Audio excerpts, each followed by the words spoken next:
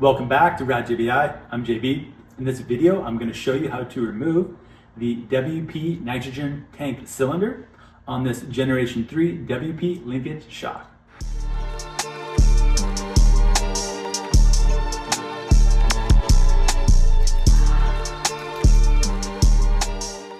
All right, this is the Generation 3 WP linkage shock. It first came out in 2023, and it looks like they'll be using it moving forward until 2026, and my guess possibly 2027 as well. In this video, we're going to show you guys how to safely remove the WP nitrogen tank cylinder here, which later we're going to be replacing in another video with our JBI bladder kit. Now there's a few ways to do this. I'll go over the different ways, and then I'll show you the best way that you likely have at your shop or your house in terms of tooling and fixturing in order to get this off. So without further ado, let's begin. One of the first things I did was I removed the preload collar. That's made out of plastic. We don't want that to melt when we're heating this up. Also removed the, let's call it the fill bolt or drain bolt that's located here, and also the compression adjuster assembly in the shock. So essentially it is bare of any components that could possibly melt if you get loose with that flame and possibly hit something that you shouldn't. Now another thing I've gone ahead and done already is I've wiped the shock down of any oil so that way it doesn't overly smoke as we heat it up.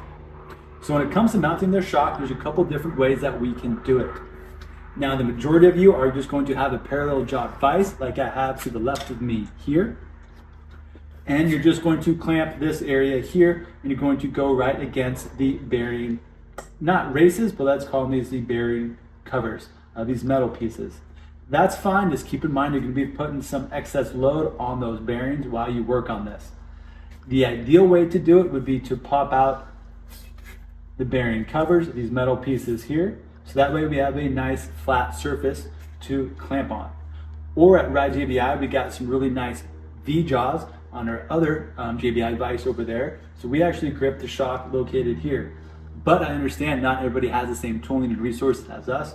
So I want to show you a way that likely you have everything at your house or your shop, so you can pretty much duplicate the method I used to get this off. So we're going to clamp this area of the shock, and we're going to do it right on the edge of the vise.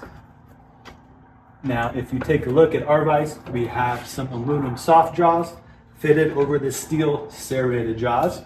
You're going to want that. The steel serrated jaws would do an excellent job gripping your shock, but they're definitely going to leave a mark. So as you can see, I did it in the corner, and I put the shock as far in as possible as I can. This is going to help keep it stable while we work on it. Again, we are putting a little bit of excess load on the bearings, so ideally we do want to pop out those covers, but I understand a lot of you probably aren't going to take the time to do that. So I'm going to show you how to do it with those in still. I'm not going to use a strap wrench, but you can use a strap wrench to take it off. If you do decide to use one, we need to make sure that there is no, again, grease or oil on this shock body.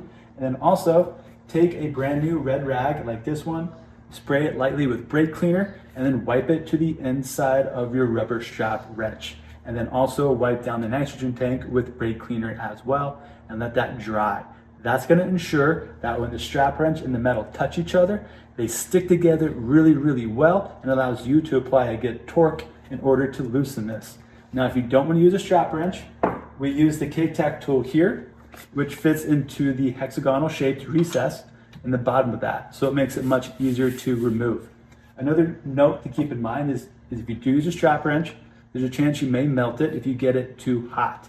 So just keep in mind, heat it up a lot, and be aware of the temperature when you go to utilize this. Again, we're using the K-Tac tool in it. We're going to leave it in here as we heat this up, so that way both the tool and the part come to the same temperature as we warm it up.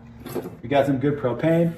What we want to focus on is this area down here, so just above the line where you can see the nitrogen tank and the upper shock mount come together. That is where the majority of the threads are for this, and the majority of the Loctite that we want to warm up and make soft, so it's easy to get this off. If you find that you have to apply a lot of effort and torque to remove this, pause what you're doing, apply some more heat, and then that'll make it easier for you. So let's begin by applying some heat evenly around the nitrogen tank.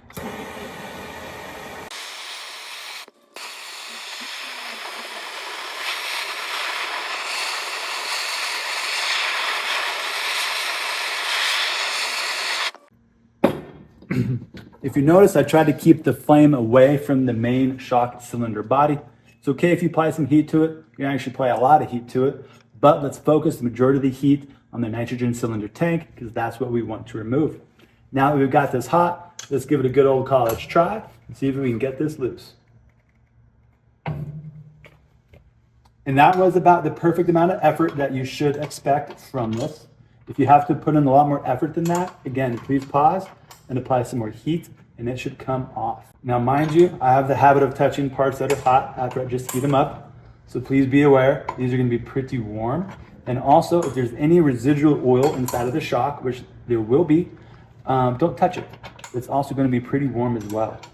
Now, definitely work with a little bit of speed, because what we wanna do is get this off, set it aside, and then we wanna wipe down the locking thread, or the Loctite that's on the thread still, while it's still warm. That'll make it very easy to remove, and then give us a very good thread, a new thread, to apply the new bladder kit to.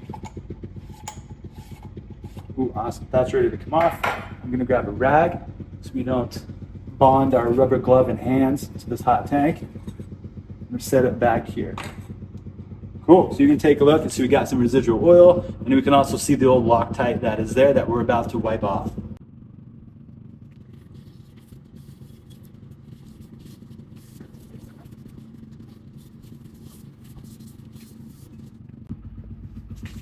Grab a nice microfiber so we can get all those little particulates and dust out of here and make it so clean you could eat out of it if you wanted to, but I wouldn't recommend it.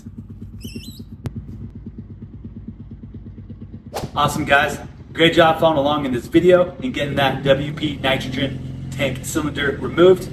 Check out the next video if you want to watch how to install our JBI suspension bladder kit that is for this shock.